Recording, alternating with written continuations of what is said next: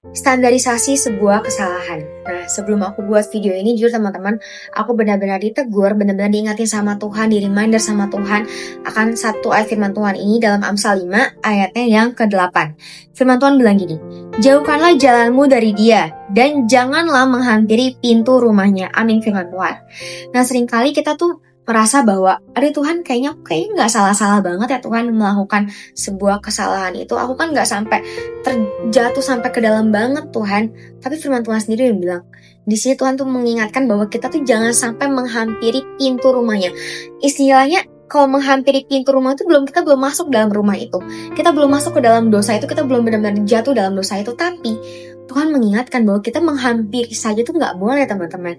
Makanya firman Tuhan bilang apa? Ketika kita udah ada di dalam hati kita aja, kita udah merencanakan sebuah hal yang tidak berkenan di hadapan Tuhan, itu udah salah.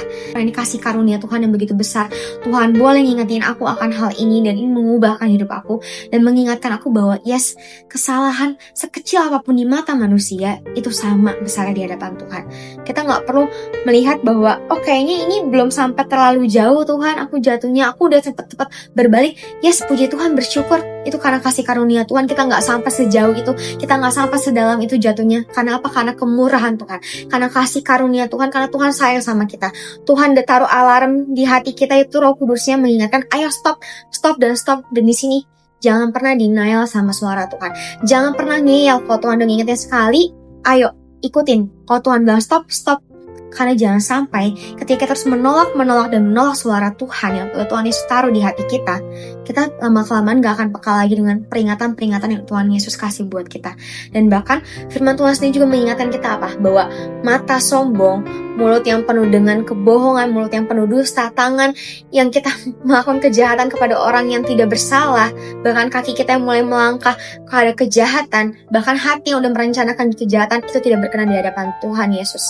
Yes, itu menjijikan bagi Tuhan teman-teman. Firman Tuhan sendiri yang bilang, firman Tuhan sendiri yang berkata. Dan ingat teman-teman, firman Tuhan itu berbicara soal kebenaran, dan Tuhan Yesus adalah kebenaran itu sendiri. Ketika Tuhan tinggal dalam kita dan kita tinggal dalam Tuhan, kita harus memperjuangkan sebuah kebenaran itu. Jangan pernah kita berpikir bahwa oke, ini masih bisa ditoleransi. Ingat, katakan iya di atas ya, dan katakan tidak di atas tidak. Apa yang lebih daripada itu berasal daripada si jahat. Oke teman-teman, dan so yuk sama-sama ucap syukur, berterima kasih Tuhan boleh pulihkan kita, Tuhan boleh ubahkan kita, komitmen sama Tuhan. Kalau kita benar-benar siap mau Tuhan ubahkan, dan percaya bahwa Tuhan Yesus sangat mengasihi kita. Dan ayo sungguh-sungguh cari Tuhan, sungguh-sungguh komitmen sama Tuhan, berjanji di hadapan tahta Allah Bapa bahwa kita mau hidup sepenuh-penuhnya untuk Tuhan Yesus Kristus.